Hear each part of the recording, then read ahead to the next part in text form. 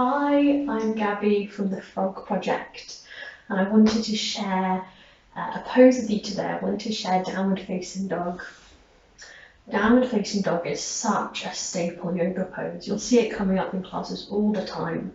So I think it's really worth taking a little bit of time to break it down and to find the variation, the version of the pose that works for your body.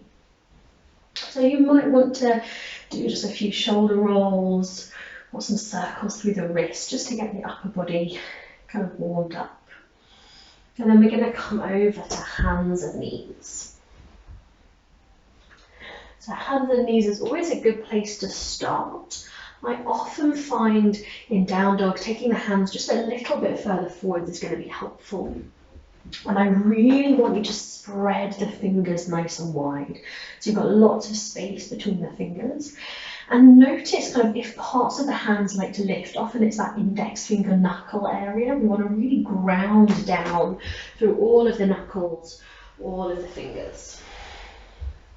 So from here, tuck the toes under, start to lift the knees and lift the hips up and back. Notice how it feels here. You might find you need a little bend in the knees to really push through the hands and find the length through the spine. And then take a couple of deep breaths.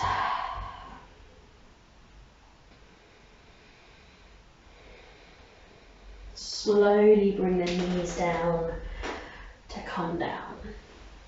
So a couple of little tips that might help you here. So one is really spreading the fingers. I find in my body, and you can play with this, I like my hands quite wide. So if I really spread the fingers, just the tip of the pinky finger is going to be to the edge of my yoga mat. Now, of course, you don't need a yoga mat to do this. You can do it on the floor. But I find that's probably just a tiny bit wider than my shoulders, and you can play around how it feels with the hands a bit closer or a bit wider. Same thing with the feet, you can play around with how wide that feels. A couple of things I really love to play with here, so spreading the fingers.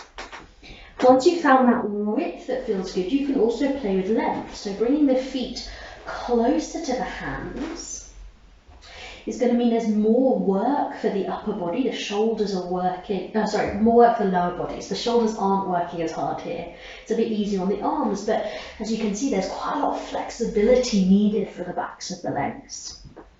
If you take the feet further back, away from the hands, now we have to work harder. There's more weight coming through the arms, but less of a stretch, maybe into the legs, perhaps more into the calves. So you can play with what that distance is that feels good. And really push the floor away from you here.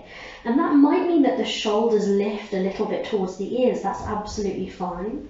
Heels don't need to touch the floor. A bit of a bend in the knees can be really helpful.